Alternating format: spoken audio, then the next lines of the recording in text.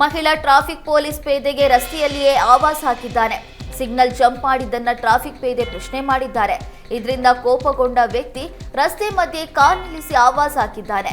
ಹುಳಿಮಾವು ಬಳಿಯ ಸಾಯಿ ಗಾರ್ಮೆಂಟ್ಸ್ ಬಳಿಯಲ್ಲಿ ಘಟನೆ ನಡೆದಿದೆ. ಇನ್ನು ಆವಾಜ್ ಹಾಕಿದ ವ್ಯಕ್ತಿಯ ವಿರುದ್ಧ ಕೇಸು ದಾಖಲಾಗಿದ್ದು ಆರೋಪಿಗೆ ಬಲೆ ಬೀಸಿದ್ದಾರೆ.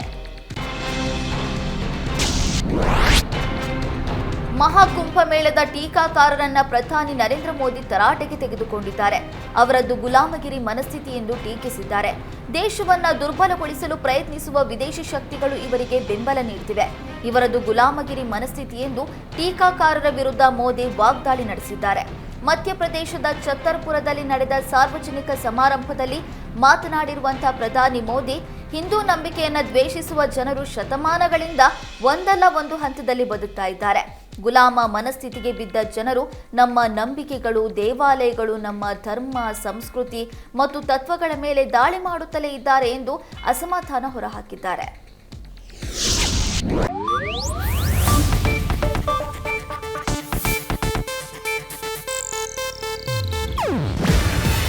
ಇದು ಏಷ್ಯಾನೆಟ್ ನ್ಯೂಸ್ ನೆಟ್ವರ್ಕ್ ಪ್ರಸ್ತುತಿ.